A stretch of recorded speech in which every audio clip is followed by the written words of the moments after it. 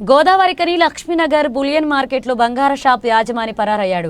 అతనికి అప్పులు ఇచ్చిన వారు మోసపోయి షాప్ ఎదుట ఆందోళన దిగారు. వారం రోజులుగా షాప్ తెరవకపోవడంతో బాధితులు లబోదిబోమంటున్నారు.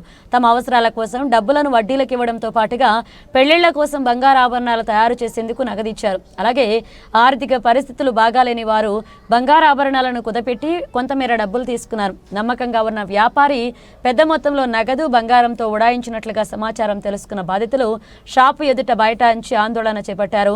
బాధితుల ఫిర్యాదు మేరకు కేసు నమోదు చేసుకుని దర్యాప్తు చేస్తామని పోలీసులు తెలిపారు.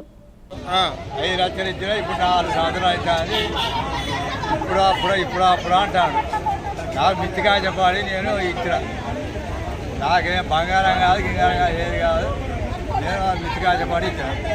2 లక్షల 10,000 ఇచ్చిన 2-3 తులాలు తాడు చేయమని తాపకు 10,000 తాపకు 10,000 1,30,000 ఇచ్చిండు. ఇంక 80,000 రావాలి నాన్న కన్ఫర్మ్ 2 తులాలన్నర పుస్తకాలు తాడు 30,000 రూపాయలు కట్టినా.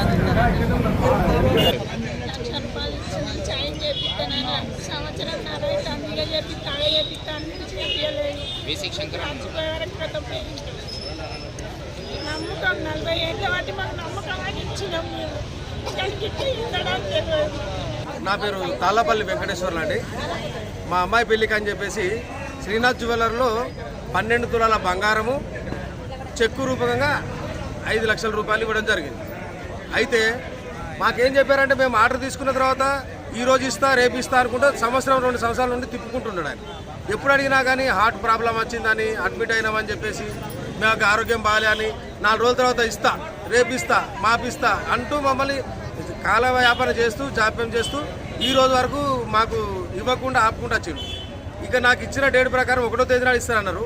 1 దాటిపోయింది, 2 దాటిపోయింది, ఇక 5వ తేదీ కూడా దాటిపోయింది అని చెప్పేసి ఈ రోజు నేను వచ్చినాను బంగారం మరి ఇస్తారని చెప్పేసి. వచ్చేసరికి బోర్డు తీసేసిర్రు. మొత్తానికి అతను పారిపోయిన విషయం అయితే తెలుస్తుంది. ప్రాంతంలో లక్ష్మీనగర్లో శ్రీనాథ్ జ్యువెలరీ అని దానాజీ సేటు అండ్ వాళ్ళ సన్స్ వీళ్ళు ముగ్గురు కలిసి గత 40-45 సంవత్సరాల నుంచి వెళ్ళి గోదావరికంలో బంగారం వ్యాపారం చేసుకుంటూ ఉంటున్నారు. అలాగే స్థానిక అడ్డగుంటపల్లి అనేటువంటి మా పురాతనమైన ఊరు.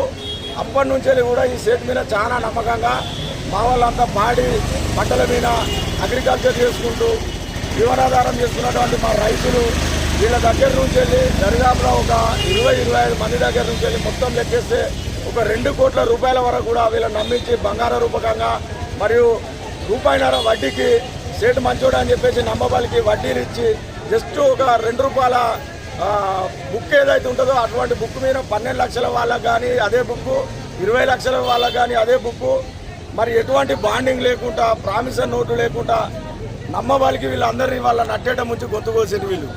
దయచేసి దీనికి జర పోలీస్ శాఖ వారు మరి శ్రీనాథ్ జ్యువెలరీ కొడుకును కానీ వాళ్ళ తండ్రిని కానీ వాళ్ళని తీసుకొచ్చి ఇక్కడ ఉన్న పబ్లిక్ న్యాయం చేయాలని మేము కోరుకుంటున్నాము.